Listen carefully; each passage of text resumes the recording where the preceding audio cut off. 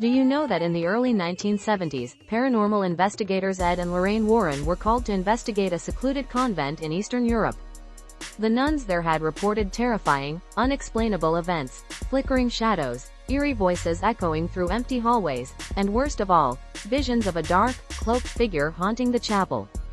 When the Warrens arrived, Lorraine felt an immediate heaviness, an oppressive darkness hanging in the air. She soon had a vision of a woman in a nun's habit, her face pale and twisted, eyes black as voids. The apparition whispered a name, Valak. Lorraine recognized it as an ancient demon she'd read about in forbidden medieval texts, a name she had hoped never to encounter in real life.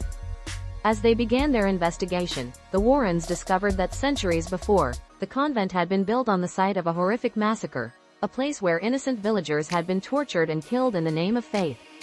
Lorraine suspected that Valak had latched onto this lingering darkness, using it to grow stronger. On their final night at the convent, Ed and Lorraine ventured into the catacombs beneath the chapel. They had learned that Valak's symbol, a mysterious, twisted cross, was etched into the stones.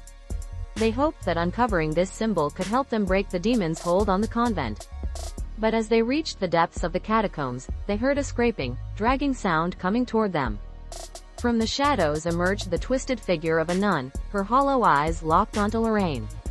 The temperature dropped as an overpowering force pressed down on them, and Lorraine realized that Valak wasn't merely a spirit, it was a physical entity, with enough power to tear them apart. Thinking quickly, Lorraine grabbed Ed's hand and began to recite a prayer, calling on the power of light to cast the demon back. The walls trembled as a dark, guttural scream filled the air, the force lifting Lorraine off her feet. But she held firm, and with one final shout, Valak's presence shattered, leaving behind only silence. The convent returned to peace, the haunting finally lifted. Yet Lorraine never forgot the terrifying encounter with Valak. She knew this was no ordinary haunting and sensed that Valak might one day return, stronger and more relentless than before.